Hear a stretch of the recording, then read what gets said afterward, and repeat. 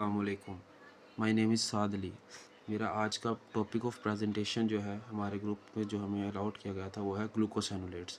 हम ग्लूकोसेनोलेट्स का origin, chemical structure, इसकी बायोलॉजिकल सिग्निफिकेंसेस देखेंगे और कुछ केस स्टडी और कुछ पेपर की मदद से इसको समझने की कोशिश करेंगे। होप सो कि आपको मेरा जो प्रेजेंटेशन है वो पसंद आए। Let's start. Origin overview of glucosinolates. Overview और origins of glucosinolates. ग्लूकोसेनुलेट्स जो है कि वो एक डाइवर्स नेचुरल कंपाउंड है जो कि प्लांट्स के अंदर पाया जाता है और पर्टिकुलरली ब्रासिका फैमिली के अंदर होता है। ये वो कंपाउंड्स हैं जो कि डिस्टिंक्ट सल्फर कंटेनिंग केमिस्ट्री रखते हैं, जिसकी वजह से इनके अंदर एक पंजेंट किस्म का टेस्ट और स्मेल आ जाती है जो कि हमें बहुत ज़्यादा महसूस होती है, जो कि इनका करैक्टरिस्टिक चीज़ है वो due to sulphur containing sulphur की वजह से आती है। आगे चलते हैं जी। Glucosinolates are primary found in cruciferous vegetables, जो कि ब्रोकली हो गई, कैबेज हो गया, कॉलीफ्लावर हो गया एंड केल हो गया। क्यों इनको क्रूसीफेरस वेजिटेबल इसलिए कहते हैं क्योंकि इनका जो फ्लावर है वो एक क्रॉस की शक्ल में बेयर करता है फ्लावरिंग को, और ये हमारी ह्यूमन हेल्थ के लिए, प्लांट डिफेंस के लिए बहुत ज़्यादा ज़रूरी हैं और इसके अंदर बहुत ज़्यादा जो है ना रोल प्ले करते हैं। आगे चलते हैं केमिकल कंपोजिशन की तरफ। केमिकल कंपोजिशन जो है ग्लूकोसेनुलेट्स glycosides containing of a B-D-thioglucose moiety which is linked to an amino acid derived side chain through a sulfur atom. Basically ये एक साइड चेन की वजह से ज़्यादा जो है उसको हम इसको ज़्यादा इंपॉर्टेंस देते हैं, क्योंकि वो जो सल्फ़र की साइड चेन है वो डिफरेंट लेंथ के ऊपर, डिफरेंट स्ट्रक्चर के ऊपर, डिफरेंट वेरिएशंस के अंदर आके कुछ ऐसे कंपाउंड्स, कुछ ऐसे एलिमेंट्स बना देती है, कुछ ऐसे प्रोडक्ट्स प्रोड्यूस कर देती है जो कि ह्यूमन की हेल्थ के लिए बहुत ज़्यादा ज़रूरी होते हैं और हमें बहुत ज़्यादा बेनिफिशियल होते हैं। इवन के प्लांट के डिफेंस के अंदर भी बहुत ज़्यादा जो है ना रोल प्ले करते हैं।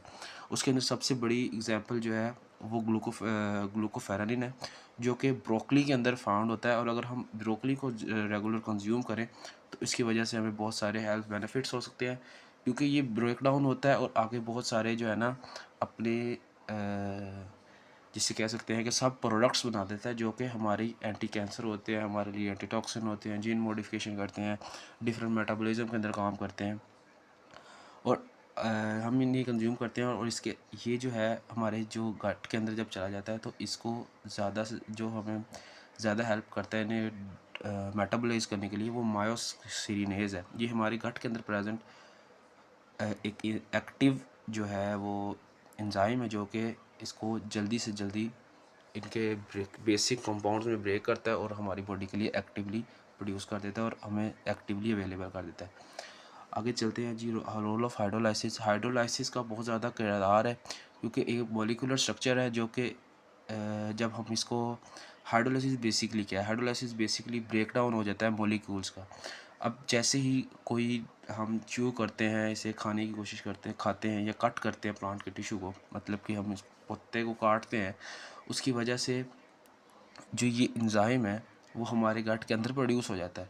और जैसे ही ये हमारे गट के अंदर जाता है ग्लूकोसिनोलेट का मॉलिक्यूल, तो उसके ऊपर मायोसिनेज आके अटैक करता है। जैसे ही वो इसके ऊपर अटैक करता है, इसे डिफरेंट फ्रेगमेंट्स के ऊपर डिज़ोल्व कर देता है और इसको जो है डिफरेंट प्रोडक्ट्स में ब्रेक डाउन कर देता है, जो कि है फॉर एग्जांपल आइसोथियोसेनेट्स, थियोसेनेट्स एंड नाइट्रिल्स। ये हमारे रिस्पॉन्सिबल हेल्थ प्रमोटिंग इफेक्ट्स के अंदर बहुत ज़्यादा एसोसिएट करते हैं, जो कि ग्लूकोसेनुलोइड्स की वजह से होते हैं और इसी तरह आगे बायो एक्टिव एजेंट्स के तौर पे भी काम करते हैं। Biological significance. ग्लूकोसेनुलेट्स के बायोलॉजिकल सिग्निफिकेंस बहुत ज़्यादा है, डाइवर्स किस्म के बायोलॉजिकल सिग्निफिकेंट है। इसके अंदर ज़्यादा ये है कि ये रिसर्च और न्यूट्रिशन कम्युनिटीज़ को जो है ना बहुत ज़्यादा अट्रैक्ट करता है, क्योंकि इसके बहुत ज़्यादा रिसर्च बेस के ऊपर इसको बहुत ज़्यादा हम प्रेफर कर देते हैं। ये ब्रेकडाउन प्रोडक्ट्स जो होते हैं इसके, वो antioxidants, anti inflammatory, anti cancer properties show करते हैं, जो कि हमारे लिए बहुत ज़्यादा बेनिफिशियल होती हैं। ये हमारी बॉडी के जो है डिफेंस मैकेनिज़्म को बहुत ज़्यादा स्ट्रॉन्ग करते हैं और हमें ज़्यादा से ज़्यादा केपेबल करते हैं कि हम अपने आप को इस चीज़ मतलब केपेबल करते हैं हमारे डिफेंस को, हमारे इम्यून सिस्टम को डिफरेंट किस्म की जो डिजीज़ हैं उनसे मुकाबला करने के लिए, उनसे जिसको फ़ाइट करने के लिए। आगे चलते हैं। डिटॉक्सिफिकेशन जो सबसे मेजर इसका है कि वो डिटॉक्सिफिकेशन करता है। ये जब हमारे ग्लूकोसिनोलेट ब्रेकडाउन होता है अपने प्रोडक्ट्स के अंदर, ये इनकी एबिलिटी इंट्रोड्यूस होती है जो फेज़ 2 डिटॉक्सिफिकेशन करती है एंजाइम्स की, जो कि वो उन एंजाइम्स की डिटॉक्सिफिकेशन करती हैं जो कि हमारी बॉडी के अंदर एक डिफेंस के मामले में एक इम्पोर्टेंट रोल प्ले करते हैं, और एक हार्मफुल सब्सटेंस को जो है ना हार्मफुल सब्सटेंस के खिलाफ काम करते हैं, और टॉक्सिन्स को जो है ना एलिमिनेट करते हैं। ये उन एंजाइम्स को जो है ना डिटॉक्सिफाई करता है और हमें इस चीज़ का बेनिफिट देता है। ये इसके अलावा ये जो है क्रोनिक डिजीज़ को भी प्रिवेंट करता है, जैसे कैंसर हो गया, डायबिटीज़ हो गया, हार्ट स्ट्रेसेस हो गया। इसकी एग्जांपल आगे पेपर्स के अंदर है, तो हम उधर जाके डिस्कस कर लेंगे कि किस तरह इस चीज़ को जो है ना ये अट्रैक्ट करता है और इस चीज़ को एक्टिवली डिसॉल्व कर देता है, क्रोनिक डिजीज़ को साइटोटॉक्सिसिटी के बेस पे। अच्छा जी, अब हम आगे आते हैं जी। जीन मॉड्यूलेशन, बीच में एक टॉपिक रह गया मेरा। जीन मॉड्यूलेशन बेसिकली क्या है जी, जो हमारे ये हैं ग्लूकोसेनोलेट्स, ये जीन्स को मॉडिफाई कर देते हैं, मॉड्यूलेट कर देते हैं उस एक्सप्रेशन को, कि वो सेल को रेगुलेट करें, अपोप्टोसिस करें, इन्फ्लेमेशन करें, further contribution to their potential health benefits. मतलब कि जो हमारे हेल्थ बेनिफिट्स हैं उनको ज़्यादा से ज़्यादा जो है ना बेहतर करते हैं। ये बेसिक डीएनए को चेंज नहीं करते, लेकिन सिर्फ उसका एक्सप्रेशन को मॉडिफाई करके हमारे लिए एक अच्छा जो है डिफेंस मैकेनिज़्म तैयार कर देते हैं। आगे चलते हैं जी पेपर्स की तरफ। पहला जो हमारे पास पेपर है वो है जी glucosinolates and omega 3 for mustard seeds and glucosinolate profile and bio activity of Lobularia libyca. Lobularia libyca जो है ग्लूकोसेनोलेट की फाउंडेशन के अंदर एक बहुत ज़्यादा, जिसे कह सकते हैं कि किरदार प्ले करता है, और जो बेसिक और फर्स्ट डिस्कवर्ड ग्लूकोसेनोलेट्स हैं वो भी इसी प्लांट्स के अंदर है। इस प्लांट के अंदर एक एक्सपेरिमेंट किया गया जिसके ज़रिए इसके डिफरेंट पार्ट्स के अंदर लुबुरिया लिबिका के डिफरेंट पार्ट के अंदर ग्लूकोसेनोलेट्स की परसेंटेज को चेक किया गया, या इन चीज़ को डिटेक्ट करने की कोशिश की गई कि इसके अंदर ग्लूकोसेनोलेट किस किस पॉइंट पे है। तो डिफरेंट ग्लूकोसेनोलेट्स डिफरेंट पार्ट्स में मिले। जो सबसे पहले मिला वो है ग्लूकोबेरविरिन,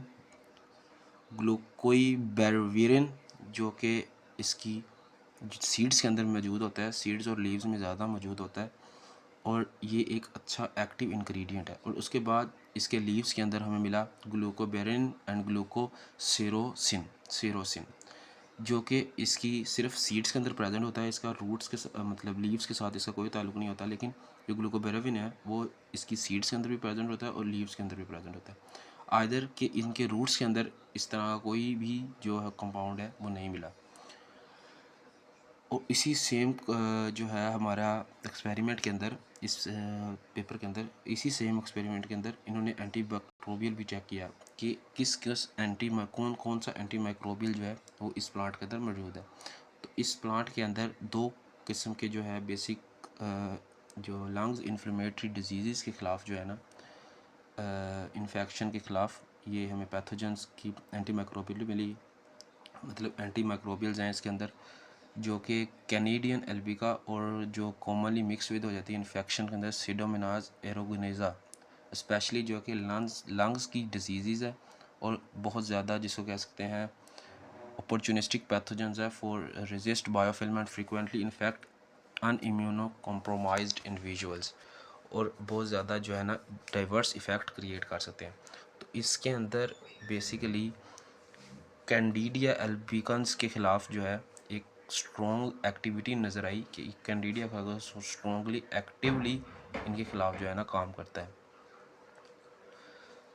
बेसिकली कैंडिडिया एल्बिकन्स बेसिकली फंजाइज हैं जो कि हमारी ह्यूमन की गट के अंदर भी रह के और इंसान को ज़्यादा से ज़्यादा जैसे कह सकते हैं पैथोजेनिक यीस्ट की तरह काम करते हैं और कॉमन मेंबर होते हैं वो गट फ्लोरल्स के, और हमें बहुत ज़्यादा डैमेज देते हैं।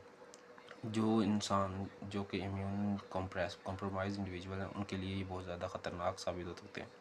इसके अलावा यही चीज़ जो है वो साइटोटॉक्सिसिटी की तरफ भी हमें देखे जाती है।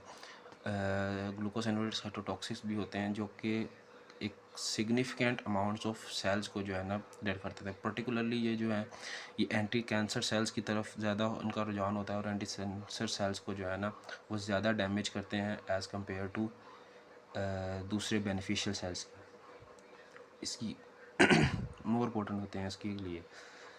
ऐसे ही आगे चलते हैं। एक केस स्टडी है हमारे पास ब्रोकली की।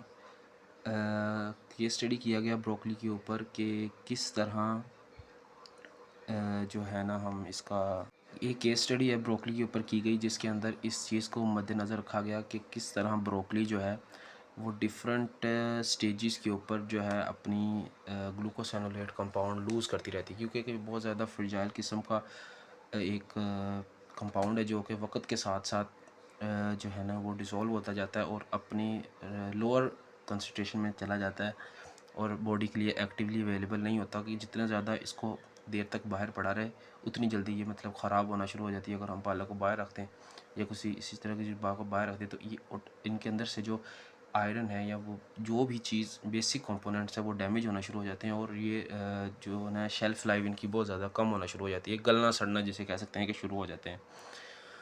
तो इस चीज़ को मद्देनज़र रखते हुए एक केस स्टडी की गई जिसके अंदर इसके डिफरेंट पार्ट्स को तोड़ा गया। उसके अंदर एक होल फ्लावर लिया गया, उसके अंदर कुछ फ्लोरेट्स ली गई, क्वार्टरल फ्लोरेट्स ली गई और श्रेडेड लिए गए, मतलब उन्हें काट लिया गया।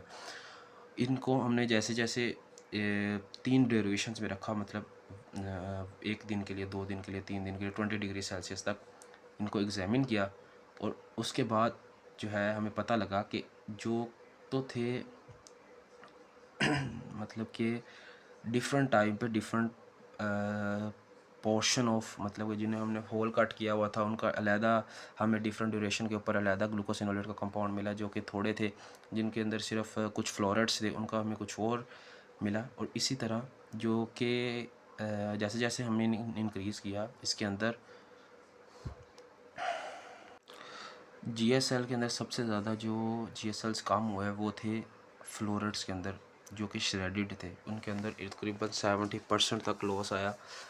उसके अलावा जो रिटेन्ड होते हैं मोस्टली क्यूएफ जो हैं क्वार्टरल फ्लोरेट्स जो थे उनके अंदर as compared to shredded florets कम डिक्लाइन आया। और इसके अलावा इनके अंदर एक चीज़ जहाँ पे ये दोनों चीज़ें डिक्लाइन हो रही थी, इसके अलावा एक और चीज़ पैदा होना शुरू हो गई वक्त के साथ साथ, जो थी 4-मेथोऑक्सीग्लूकोब्रासिनिन। ये जो है ये इसके अंदर प्रोड्यूस होना शुरू हो गई और एक डिफेंस वॉन डिफेंस के तौर पर जो है ना काम कर रही थी, रोल प्ले अपना कर रही थी। डिफेंस रिस्पॉन्स के तौर पर जो है ना प्लांट ने टाइम के साथ इन चीज़ की प्रोडक्शन को कंज्यूम करना, मतलब प्रोड्यूस करना शुरू कर दी, इसको प्रोड्यूस करना शुरू कर दिया ताकि इसके पोस्ट हार्वेस्ट जो है ना इफ़ेक्ट्स को वो कम किया जाए।